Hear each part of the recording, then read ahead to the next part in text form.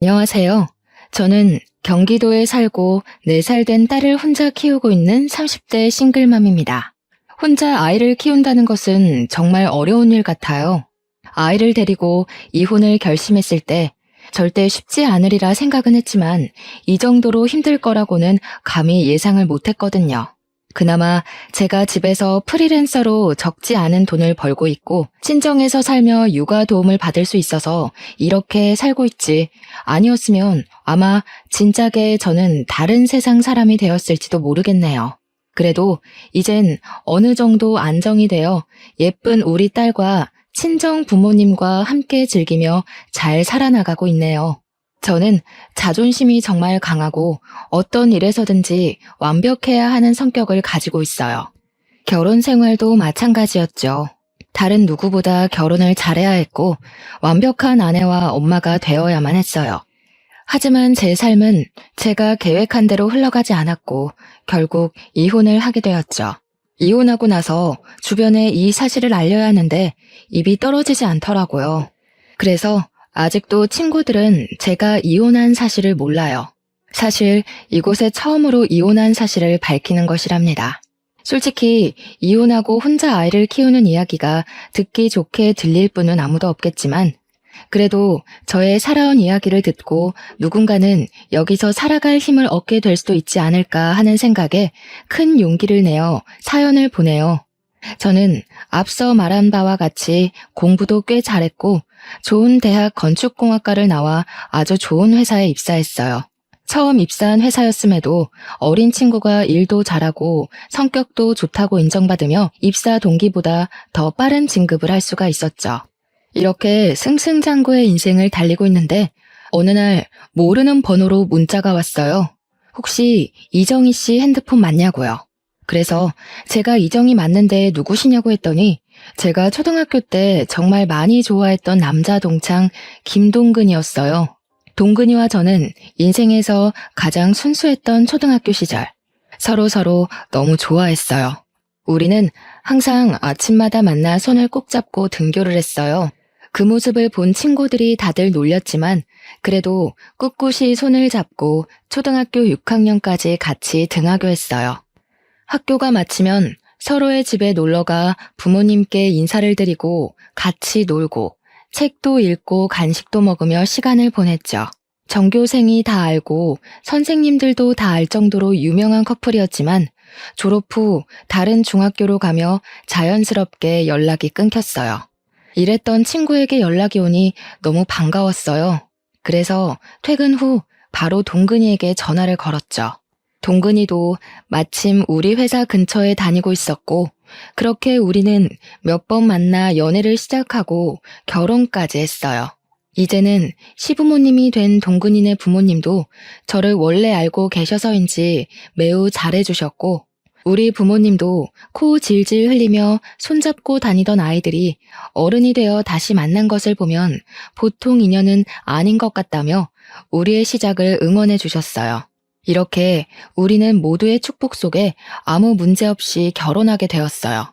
결혼 후 바로 저는 임신을 했어요. 임신한 후에도 꼼꼼하고 완벽을 추구했기에 회사에서도 여전히 인정받으며 일을 했고 집에서도 청소며 빨래며 음식이며 완벽하게 집안을 꾸려나갔어요.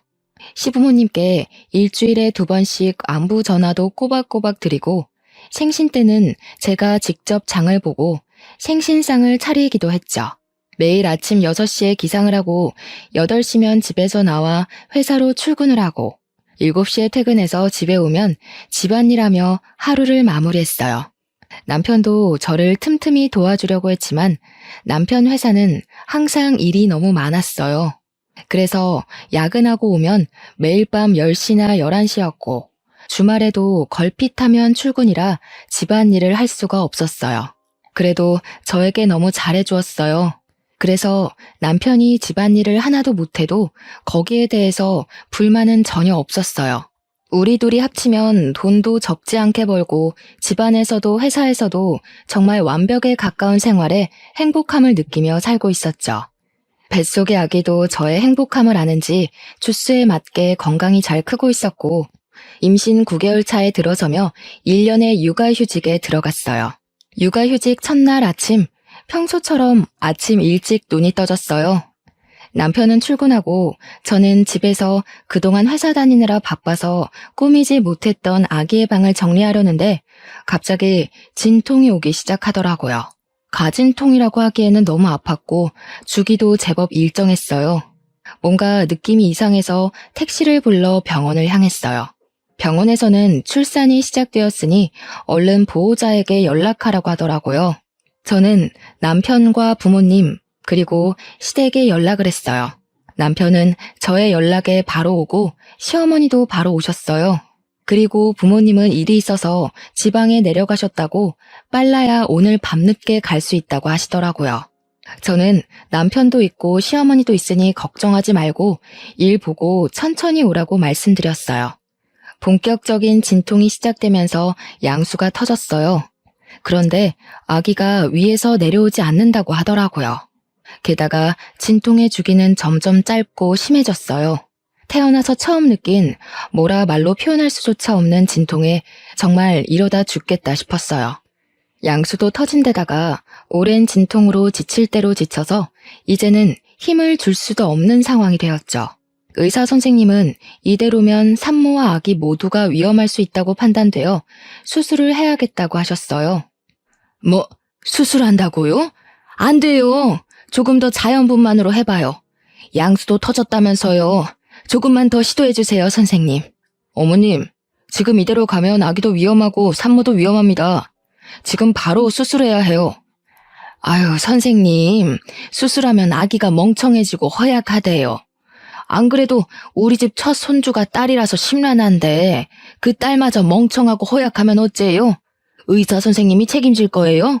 아니, 세상에 제왕절개로 태어나는 사람이 50%가 넘는데 그럼 세상의 절반은 다 멍청하고 허약하답니까?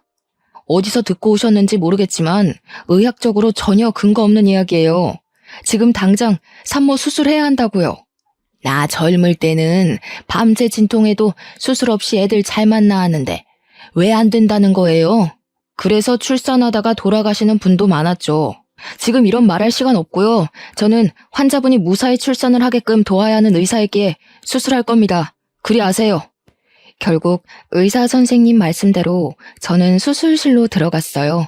그 후 정신을 차려보니 출산을 마치고 입원실에 누워있고 제 앞에는 남편과 시어머니가 계셨어요. 예, 너는 진통도 좀 참고 힘도 잘 주고 하지. 왜 수술을 해서 아기 미래를 망쳐놓니?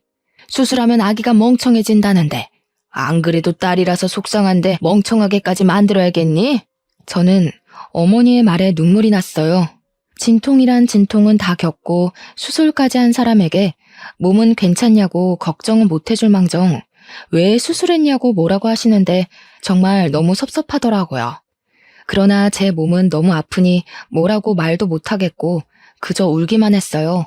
울고 있는데 친정엄마가 들어오시더라고요. 팅팅 부은 얼굴로 눈과 코가 시뻘개져서 울고 있는 제 모습을 보고 엄마는 깜짝 놀라셨어요.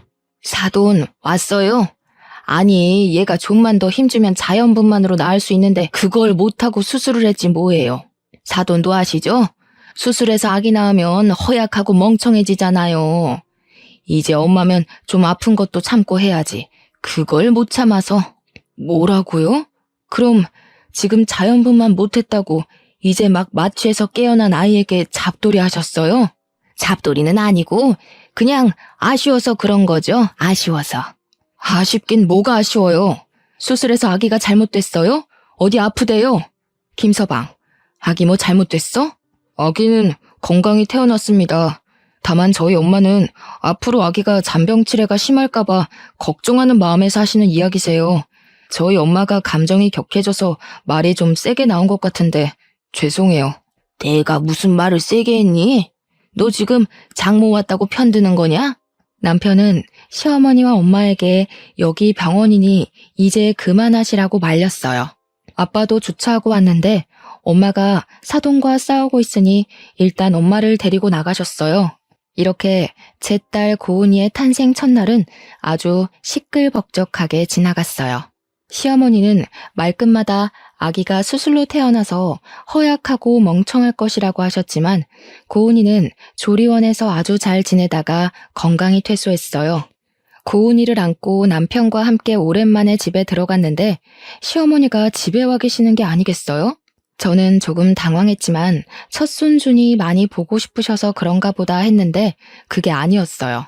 여보가 그동안 회사 다니느라 산후조리는 생각도 하지 못했잖아. 그런데 보니까 다들 조리원 후에는 산후조리 해주시는 이모님 도움받아서 산후조리 하더라고. 인제 와서 이모님 구하기도 힘들고 해서 내가 우리 엄마한테 여보 산후조리 좀 부탁했어. 사실 조리원에서 집에 오면서 목도 못 가누고 쥐면 아스러질 것 같은 이 신생아를 어떻게 씻겨야 할지 막막하기는 했어요. 아주 조금은 시어머니가 일하고 계시지 않으니 집에서 조금 도와주셨으면 좋겠다는 생각도 하긴 했고요. 근데 막상 정말 집에 시어머니가 계시니 조금 당황스럽더라고요. 그래도 남편이 저를 생각해서 이렇게 했다는 것이 고마웠어요. 그날 밤 저는 수유를 해야 하니 거실에서 자고 남편은 다음날 출근해야 하니 큰 방에, 어머니는 작은 방에서 주무셨어요.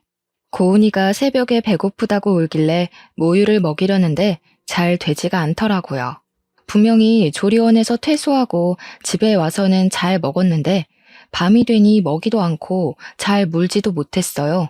고은이는 짜증이 났는지 더 크게 울고 그 울음소리에 어머니가 작은 방에서 주무시다가 나오셔서 무슨 일이냐고 물어보셨어요. 고은이가 우유를 먹지 못하네요. 배고파서 우는 것 같은데 일단 조리원에서 받은 비상용 분유라도 먹여야겠어요. 저 잠깐 분유 좀 타고 있을게요. 고은이 좀 안아주세요. 뭐? 아기 분유를 먹인다고? 사람이 사람 젖을 먹어야지 소젖을 어떻게 먹이니? 그래도 아기가 뭐 다른 거 대체해서 먹을 수 있는 것도 아니고 배고파서 이렇게 우는데 어떻게 해요? 아기한테 소젖 먹이면 애 성격 다 버린다. 안 그래도 수술해서 애는 멍청하고 허약할 텐데 너는 애한테 소젖 먹여서 성격도 드세네로 키우고 싶어? 시어머니는 우리 아들 내일 출근해야 해서 푹 자야 하는데 딸이라는 애가 아빠한테 도움이 안 된다며 우는 고은이를 빼앗듯이 안으셨어요. 그리고 고은이를 달래보려고 하셨지만 고은이는 역시 울기만 했죠. 기저귀를 갈아도 소용없었어요.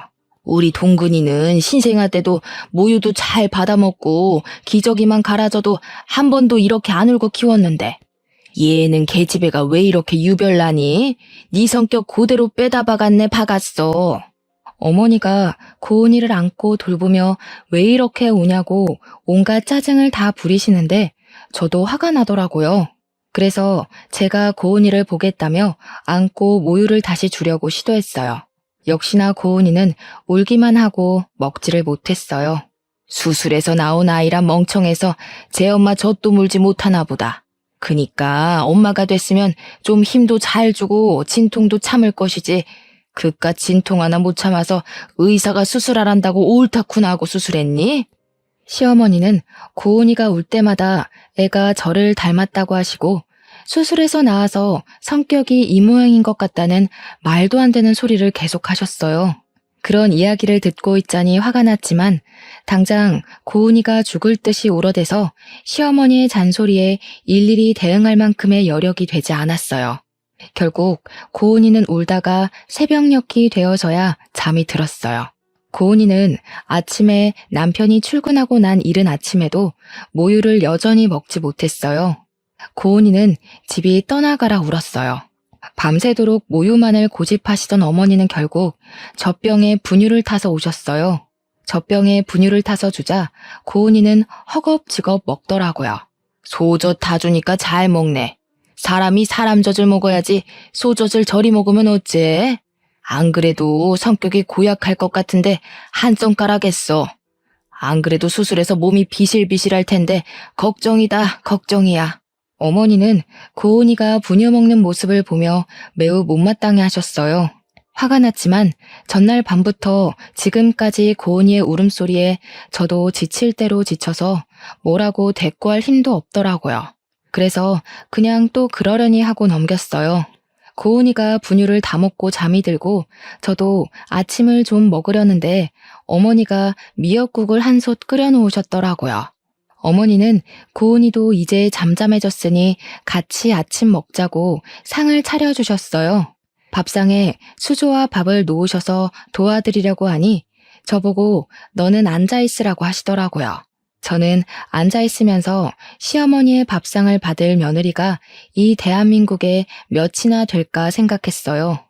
사실 고은이 낳기 전을 돌아보면 어머니는 저에게 너무 잘해주셨거든요. 제가 임신했을 때 먹고 싶은 음식이 있다고 하면 바로 만들어주시고 시댁에서도 설거지 한 번을 시키지 않으셨어요. 이렇게 좋으신 분인데 지금은 산후조리해 주시느라 어머니도 피곤하셔서 말이 다소 거칠게 나오는 것뿐이지 제가 싫거나 한 건 아닐 것으로 생각했어요. 정말 감사히 밥을 먹으려는데 제 미역국 그릇에는 미역에 국만 없이 맑은 국물만 있고 어머니 본인의 국그릇에는 미역에 소고기까지 잔뜩 있더라고요. 어머니, 저를 생각해서 이렇게 미역국 끓여주신 건 너무 감사한데요. 저도 미역 좀 주세요. 미역을 많이 먹어야지 붓기도 빨리 빠지고 회복이 잘 된대요. 저는 제가 이 말을 하면 어머니가 본인의 국그릇을 제 국그릇과 바꿔주실 줄 알았어요. 그런데 어머니는 미역이 하나도 없다며 점심때 준다는 말씀만 하시고는 혼자 미역과 소고기를 다 드셨어요. 저는 기분이 확 상해서 밥 먹기 싫었지만 먹는 것 가지고 뭐라고 하는 것도 좀 그래서 그냥 꾸역꾸역 먹었네요. 아침 이후 점심, 저녁 식사에 모두 제 국그릇엔 소고기는커녕 미역도 없었어요. 그뿐만 아니라 고은이가 울 때마다 어머니는 내가 수술로 아기를 낳아서 애가 이 모양이라고 하시며 한 번은 안아주시지 않았어요. 오히려 어머니는 작은 방 문을 걸어 잠그시고 낮잠을 주무시거나 핸드폰으로 영상을 시청하셨죠. 저는 그 시간 동안 우는 고은이를 돌보느라 제대로 쉬지도 못했네요. 고은이가 울다가 잠이 들고 어머니도 낮잠을 주무실 때 물 좀 먹으려고 냉장고를 열었는데 남편이 좋아하는 매운 반찬이 가득하더라고요. 솔직히 모유 수유를 생각보다 일찍 끝내서 저도 먹을 수 있었지만 만약에 지금 모유 수유 중이었다면 이 집에서 제가 먹을 수 있는 것이라곤 미역과 소고기 하나 없는 미역국뿐이었어요. 냉동실을 보니 저는 항상 비상용으로 국을 얼릴 때도 전자레인지 사용이 가능한 용기에 소분해서 얼렸는데 비닐봉지채로 국이 얼려 있더라고요. 그 밖에 생선, 오징어도 비닐봉지 그대로 얼려 있었어요. 한마디로 냉동실은 난장판이 되어 있었어요. 당장 다 꺼내서 정리하고 싶었지만 고은이가 또 울어서 어쩔 수 없이 그냥 두었네요. 그렇게 전쟁 같은 하루가 지나고 밤이 되어 남편이 퇴근했어요.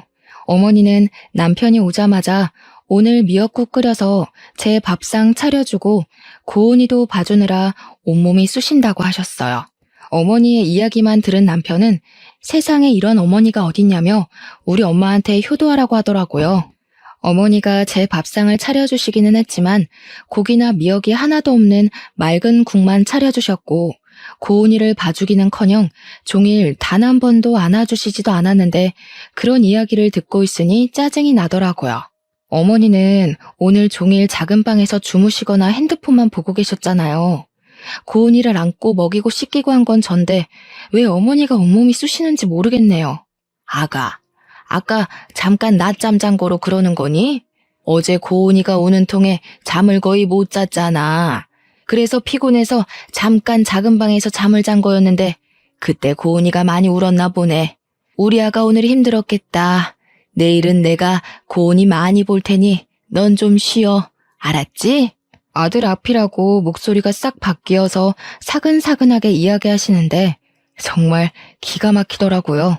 저는 소고기나 미역 하나 없는 미역 국물만 먹었다고 이야기하려고 했지만 종일 일하고 온 남편이 너무 피곤해 보여서 더 이야기하지 않았네요.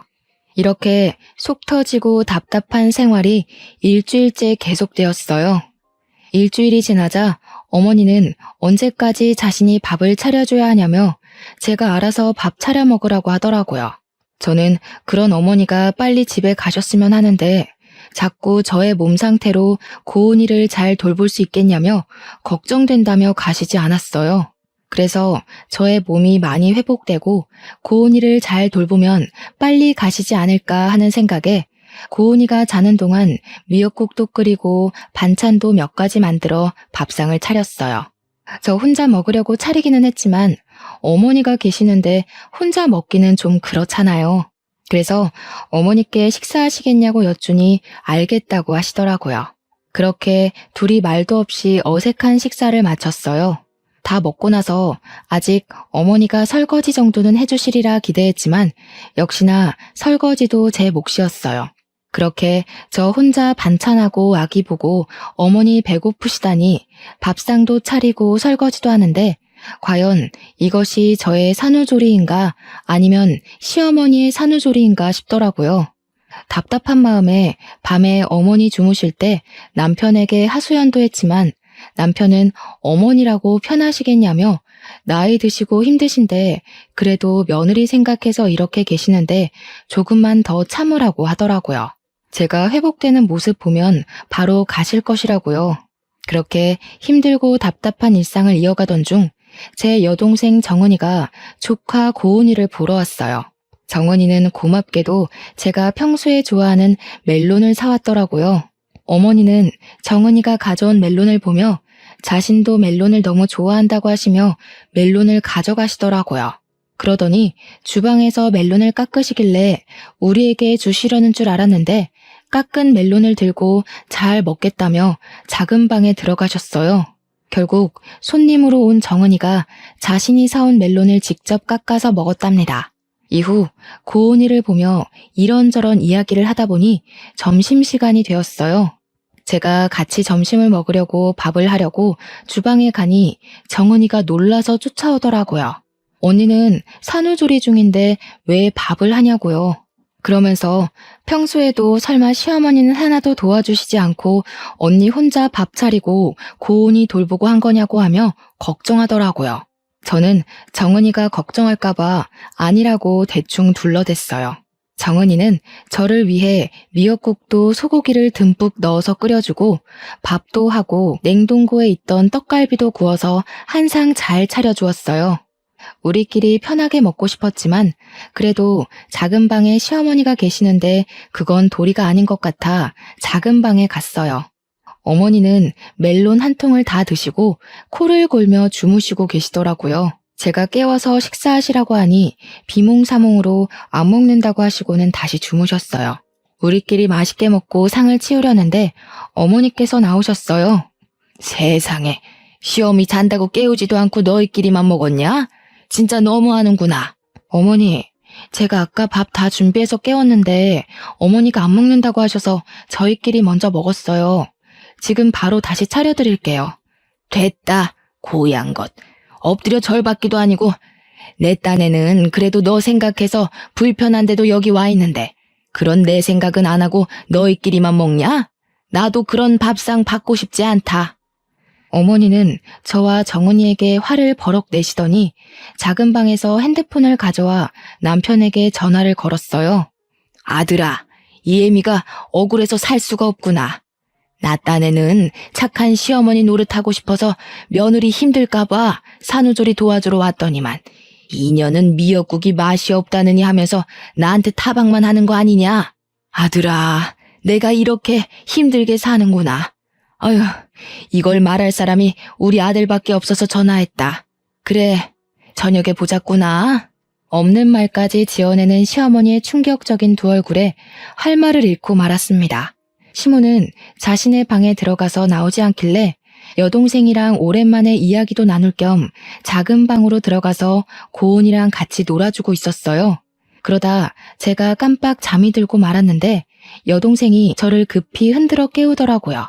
눈을 뜨자마자 시어머니의 까랑까랑한 목소리가 제 귀를 찌르더군요. 너네 지금 나 왕따 시키니? 아니, 너희들끼리 음식도 맛있는 거 시켜 먹으면서 하하호호 작은 방에서 무슨 얘기를 그렇게 오래 하니? 너희 설마 시애미 흉 봤니? 맞네, 맞아. 내가 그렇게 안 봤는데 사돈 처녀까지 한통속이네. 서러워서 살겠니? 어휴. 일방적으로 말을 쏟아내고 방문을 쾅 하고 닫고 나가셨습니다. 저는 잊지도 않은 말을 술술 지어내는 어머니의 행동에 너무 당황했어요. 그리고 정은이에게 이런 어머니의 모습을 보여주기 부끄러워 일단 정은이는 집으로 급히 보냈어요. 그날 저녁, 매일 야근으로 늦게 오던 남편이 칼퇴근하고 일찍 집으로 왔어요. 아까 엄마가 전화해서는 처제 불러서 어머니 흉봤다던데 사실이야? 너는 어떻게 너 산후조리 해준다고 오신 엄마한테 그렇게 할 수가 있어? 얘야, 됐다. 안 그래도 아기 낳고 힘들 우리 며느리한테 그런 소리 하지 마. 원래 여자들이 아기 낳고 하면 우울해서 조그만 일에도 서운해하고 그런 거야. 아기 신생아 때는 남편과도 죽일 듯이 싸우는데 시어미인 나한테는 얼마나 그간 불만이 많았겠니? 어머니가 나를 다 이해한다는 식으로 얘기하시며 화난 남편을 달래시는데 제가 귀신에 홀린 것도 아니고 이건 뭔가 싶더라고요. 솔직히 그동안 어머니 고은이 한 번도 안아주시지 않으셨어. 그래, 그건 이해해. 고은이는 어머니 딸이 아닌 내 딸이니까. 그런데 산후조리 해주신다고 오셔서 내가 삼시세끼 밥상 다 차려드리고 설거지도 했어. 알아? 지금 고은이 갓 출산한 것도 아니고 이제 이 정도 지났으면 밥도 하고 설거지도 좀 할 수 있는 거 아니야? 그럼 뭐 평생 산후조리랍시고 우리 엄마 밥상만 받아 먹으려고 했어? 그리고 처음에는 우리 엄마가 너 미역국도 끓여주고 했잖아. 미역국? 그래, 미역 국물 끓여주셨지. 미역국이라고 주셨는데 국에 고기는커녕 미역 한 줄기도 안 보이더라. 진짜 내가 요새는 이게 나의 산후조리인지 어머니의 산후조리인지 모르겠어. 이럴 바엔 차라리 어머니 집에 가시고 나 혼자 있는 편이 낫겠어. 아이고, 이 늙은이는 사라져야지. 네 마음 잘 알겠다. 내가 있는 게 오히려 너에게 스트레스니 이 늙은이는 가마. 어머니는 제 이야기를 듣고 엄청 속상한 표정을 지으시며 작은 방으로 가셨어요. 그러고는 어머니의 짐을 다 챙겨서 나오시더라고요. 엄마, 지금 왜 다 챙겨 나왔어? 지금 가게? 이렇게 어두운데 어디를 가? 가더라도 내일 날 밝으면 가고 오늘 밤은 우리 집에서 자요. 내일 주말이라 쉬니까 내가 집까지 모셔다 드릴게. 이 늙은이 이 집에서 필요도 없는데 빨리 나가줘야지. 그리고 동근아, 정희한테 너무 뭐라고 하지 마라. 여자가 출산하고 나면 호르몬 변화로 성격 좋은 사람들도 화가 많아지고 작은 일에도 울고 그래. 그러니까 네가 이해해줘. 야, 너는 엄마가 이렇게까지 널 생각하는데 그 앞에서 엄마 꼭 그딴 말을 짓거려야겠냐? 어? 남편은 제 화를 주체하지 못해 제게 소리를 질렀고 그 소리를 듣고 고은이는 깜짝 놀라 자지러지게 울기 시작했어요. 우는 고은이를 데리고 일단 큰 방으로 들어가 진정시키는데 저도 서러워서 눈물이 나더라고요. 그렇게 저도 울고 고은이 울며 밤을 보냈답니다. 다음날 저녁 때 깜짝 놀란 고은이는 새벽 내내 자다 깨서 울었어요. 그 덕에 저도 고은이를 달래다가 새벽녘에 겨우 잠이 들어 늦잠을 잤어요. 큰 방에서 일어나서 나가려는데 어머니와 남편이 거실에서 작은 소리로 이야기를 하더라고요. 내가 아는 사람이 회사 대표인데 자기 비서가 20대 후반인데 재테크를 아주 기막히게 잘해서 모은 재산이 많대. 그냥 정이랑 이혼하고 그 여자나 만나봐. 새 장가를 가라고?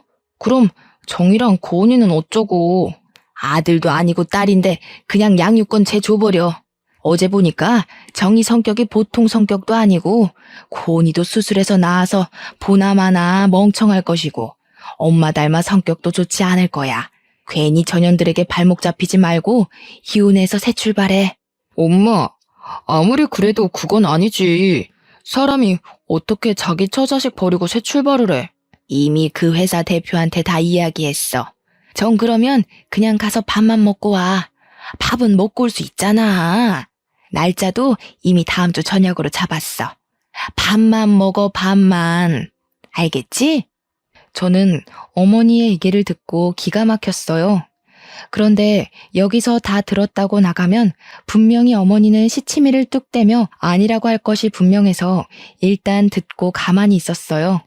방에 있는데 생각할수록 어이가 없어서 정은이한테 카톡으로 제가 들은 이야기를 다 말했어요. 그런데 정은이가 뭔가 자기 이야기 같다고 하는 거예요. 얼마 전에 회사 대표님이 자기에게 좋은 사람이 있다며 소개해준다길래 다음 주에 날짜를 잡았다는 거예요. 생각해보니 정은이도 회사 대표의 비서예요. 그리고 어릴 때부터 금융에 관심이 많아서 주식, 부동산 등에 투자하며 돈을 잘 굴렸고 그래서 지금 가진 돈도 많아요. 저와 정은이는 남편이 소개받을 사람이 바로 제 동생이라는 확신이 들었어요. 이거 어떻게 해야 하나 고민하고 있는데 정은이에게 카톡이 오더라고요. 언니는 형부랑 어떻게 하고 싶냐고요. 솔직히 수술해서 낳은 애라서 멍청하다. 소젖 먹고 커서 성격이 고약하다는 등의 막말하고 산후조리한답시고 오셔서는 저에게 매일 밥상을 요구하시는 모습에 더는 가족으로 살지 못하겠다 생각하고 있었거든요. 게다가 남편은 그 사이에서 중간 역할도 못하고 무조건 지 엄마 편이니 이혼하고 싶다고 솔직히 이야기했죠. 정은이는 그럼 어차피 이혼할 거면 일단 조금 더 참고 살다가 복수라도 시원하게 하고 끝내라고 하더라고요. 일단 소개팅은 무산시키지 않고 진행하기로 했어요. 단 시어머니와 남편이 여동생의 얼굴을 알고 있으니 연기자 준비를 하는 여동생 친구에게 부탁해서 대신 나가달라고 했죠. 그리고 다음 데이트 약속까지 잡고 오라고 부탁했어요. 드디어 소개팅 날. 남편은 제게 야근한다고 하고 여동생의 친구와 소개팅을 했어요. 정은이는 몰래 숨어서 자기 친구와 형부가 소개팅하는 장면을 지켜봤어요. 저는 고은이를 봐야 하니 가지는 못했지만 정은이가 실시간으로 사진을 찍어서 보내줬어요. 맨날 고은이 보느라 집에서 꾸밀 틈이 없는 저만 보다가 늘씬하고 예쁜 20대 여성을 보니 좋은지 표정이 아주 좋아 죽더라고요. 남편이 먼저 여동생의 친구에게 다음 데이트는 언제 할지 물었고 그 주 주말에 둘이 만나기로 약속을 잡았다고 하더라고요. 주말이 되었어요. 남편은 회사 사람들과 낚시하러 간다고 하며 정장을 쫙 빼입더라고요. 그래서 제가 낚시하는데 웬 정장을 입었냐고 물으니 친구가 결혼식을 해서 결혼식 갔다가 회사 사람들과 낚시한다고 하더라고요. 역시 남편은 여동생의 친구를 만났고 남편이 손도 잡고 어깨 동무도 하더라고요.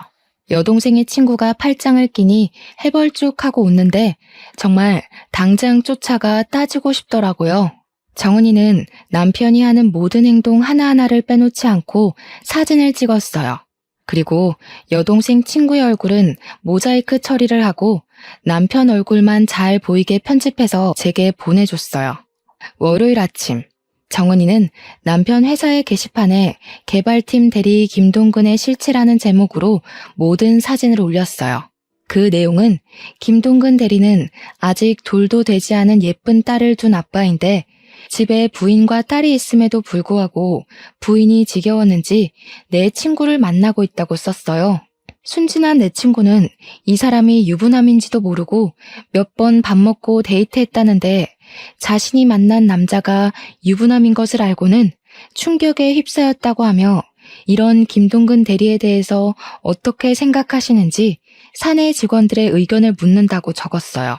댓글을 보니 누군가가 김동근 대리는 회사에서 평이 아주 좋은 분인데 그럴 리가 없다며 그냥 와이프와 데이트한 것인데 오해하고 쓴 글 아니냐고 하더라고요. 그런데 그 밑에 댓글을 보니 자기가 김동근 대리의 아내 되시는 분을 안다면서 그분은 키가 작고 통통한 체형인데 여기 모자이크 처리된 사진 속의 여자분은 키도 크고 늘씬한 것이 아내는 확실히 아니라고 적혀 있었어요. 그 댓글로 인해 남편은 자기 자식 낳아준 아내를 버리고 새로운 여자를 찾아 나선 천하의 나쁜 놈이 되어버렸어요.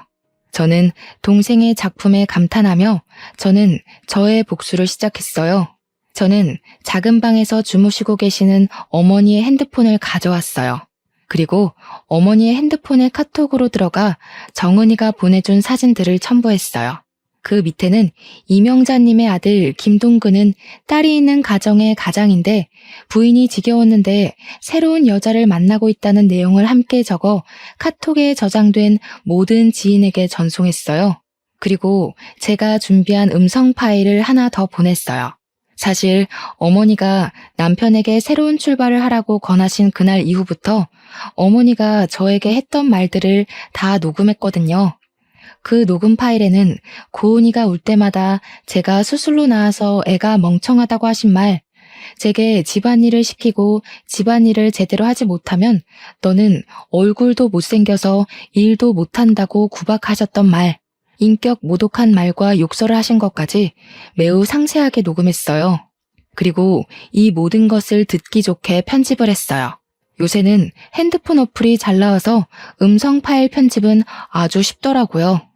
그 후 이명자님의 산후조리 중인 며느리에게 했던 말이라는 제목을 써서 이 음성 파일을 카톡에 저장된 모든 사람에게 보냈어요. 잠시 뒤 어머니 핸드폰으로 전화가 오고 카톡 오고 난리가 났어요. 어머니 친구분 중에는 나도 엄마가 수술해서 나왔는데 그럼 나도 멍청한 거냐며 어떻게 같은 여자가 돼서 며느리한테 그러냐고 너같이 무식한 년이랑 더는 만날 수 없다며 화를 불같이 내셨어요. 어머니가 전화하고 카톡하며 이 사태를 수습하고 있는데 남편이 죽을 상을 짓고 집에 오더라고요. 엄마가 소개해준 그 여자와 데이트한 사진을 누가 사내 게시판에 올려서 사장실에까지 끌려가서 혼났대요. 그리고 본사에서 쫓겨나 아무 연고가 없는 지방으로 발령을 받았다더라고요. 저는 그렇게 괴롭게 하던 모자가 쩔쩔매는 모습을 보니 웃음을 참을 수가 없었어요. 저는 그 모습을 보며 깔깔거리며 웃었어요. 남편과 어머니는 이 심각한 상황에 갑자기 웃고 있는 저를 보며 이해 못하겠다는 표정을 지으시더라고요. 그래서 두 사람에게 사실 이 모든 일을 저와 제 동생이 계획했다고 말했어요. 그럼 너랑 처제가 이 모든 걸 다 계획한 거라고? 왜? 도대체 왜? 아무리 그래도 그렇지 어떻게 네가 남편과 시어미한테 이럴 수가 있냐? 네가 그러고도 사람이냐? 그러니까 저한테 적당히 하셨어야죠. 어머니가 그동안 고은이 울고 뗐을 때마다 수술로 나와서 애가 멍청해서 저런다며 하실 때 저 정말 속상했지만 참았어요. 제가 사랑하는 남편을 낳아주신 어머니시고 또 어머니도 힘드시니 이러시는 거겠지 했어요. 근데 왜? 우리끼리의 문제를 왜 밖에 퍼뜨려서 이렇게 쪽팔리게 만드냐고 왜? 그런데 어머니가 남편에게 새살림 차리라고 하시는데 정말 그때는 못 참겠더라고요. 아니, 그 와중에 제가 더는 참을 이유가 없죠. 이미 두 사람은 저와 고은이를 버리고 다른 살림을 차릴 계획을 세우는데 제가 왜요? 그럼 그냥 나에게 얘기라도 했어야지. 이야기? 너 그동안 내가 얘기하면 듣는 척이라도 했니? 어머니한테 막말, 욕설 들을 때 어머니가 이렇게 하셨다고 얘기하면 우리 엄마가 그럴 리가 없다며 내 이야기는 들으려 하지도 않고 오로지 네 엄마 편만 드는 너한테 내가 무슨 얘기를 해. 내 입만 아프지. 그래도 좀 더 나한테 얘기를 하지 그랬어. 꼭 이렇게까지 일을 크게 벌려야겠어? 우리 고은이는 어떡하라고. 고은이를 그렇게 생각하는 양반이 젊은 여자랑 손잡고 어깨동무하고 다니냐? 인제 와서 고은이 핑계를 대면서 날 막으려는 생각하지 마. 다 필요 없고 이혼이야. 우리 이혼해. 아, 너는 새장가 가야 하니까 고은이는 내가 데리고 살게. 양육권 꿈도 꾸지 마라. 저는 남편과 어머니께 그동안 참고 왔던 모든 서러운 것들을 다 이야기했어요. 그리고 저와 고은이의 짐을 챙기고 고은이를 안고 집에서 나왔어요. 남편과 어머니는 망연자실한 표정으로 주저앉아 이제 어떻게 사냐며 울고 있더라고요. 밖으로 나가니 이미 정은이가 와 있더라고요. 정은이의 도움으로 짐을 싣고 차에 타 친정으로 갔어요. 엄마는 정은이에게 들어 대충 제 상황을 알고 계셨어요. 그러면서 그런 집구석에서 참고 있는 건 멍청이 같은 짓이라고 하시며 그동안 고생했다고 저를 꼭 안아주셨어요. 엄마에게 행복하게 잘 사는 모습 보여드리고 싶었는데 그러지 못하고 이혼이라는 큰 부류를 저지르고 왔는데도 뭐라고 하지 않으셨어요. 오히려 잘했다고 이야기해 주시니 너무 감사하고 죄송하더라고요. 그 뒤로 우리의 이혼은 빠르게 진행되었어요. 시어머니는 부끄럽다고 지인들과 연락 다 끊고 남편 따라서 아무도 알지 못하는 지방에서 있는 듯 없는 듯 살고 계시다고 하더라고요. 저는 제가 다니던 회사 인사부 팀장님이 제 사정을 어떻게 아시고 사무실 직원에서 재택 프리랜서로 전환해 주셨어요. 그 덕에 친정에서 고온 일을 돌보며 일을 할 수 있게 되었어요. 그리고 싱글맘들을 위한 작은 모임도 만들었어요. 제가 싱글맘이 되어보니 생각보다 너무 힘들더라고요. 경제적인 여건도 되고 친정의 도움을 받는 저도 이렇게 힘이 드는데 그렇지 못한 상황에 놓인 싱글맘들은 정말 너무 힘들겠더라고요. 그래서 싱글맘들끼리 모여 서로 위로해주고 도와주면 좋겠다 싶었거든요. 그리고 모임 멤버들 중에서 여건이 되는 사람들끼리 모여 봉사활동을 꾸준히 하고 있어요. 그 결과 얼마 전에는 시에서 좋은 일 한다고 봉사상도 받았답니다. 공부도 일도 생활도 모든 것이 완벽해야만 했던 제가 이렇게 이혼 이야기하며 사연을 보내기까지 정말 많은 고민을 해야 했어요. 글을 써놓고 보낼지 말지 오랜 시간 생각하다가 이혼한 저 자신을 자체로 인정하고 받아들이기 위해 큰 결심을 하고 드디어 이렇게 사연을 보내네요. 그동안 꽁꽁 숨겨왔던 저의 비밀 이야기를 털어놓고 나니 속이 다 후련하고 시원하네요. 사실 처음에 이혼하고 나서 저는 결혼과 인생에 실패한 사람이라며 자책만 하고 살았어요. 그러나 저만 보면 사랑스럽게 웃어주는 우리 고은이를 보며 살아갈 희망을 얻고 용기를 내었네요. 아마 제 사연을 듣고 있는 분 중에도 저처럼 이혼하시고 저의 지난날처럼 힘들어하시는 분들도 계실 거예요. 물론 이혼을 하면 많이 힘들죠.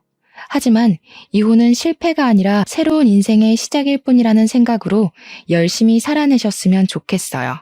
저 역시 이혼의 아픔을 딛고 이겨내서 앞으로도 더 열심히 살아가겠습니다. 제 아무리 추운 겨울이라고 해도 시간은 흐르고 흐르면 언젠간 반드시 따뜻한 봄날이 오잖아요. 지금 너무 힘든 시간을 보내고 있다고 해서 너무 절망에 빠져 있지는 마세요. 언젠가 우리의 인생이 흐르고 흐르다 보면 반드시 봄날이 올 것이에요. 그러니 우리 모두 힘내서 하루하루를 최선을 다해 열심히 살아봐요. 오늘도 다들 파이팅입니다. 지금까지 저의 사연 들어주셔서 감사합니다.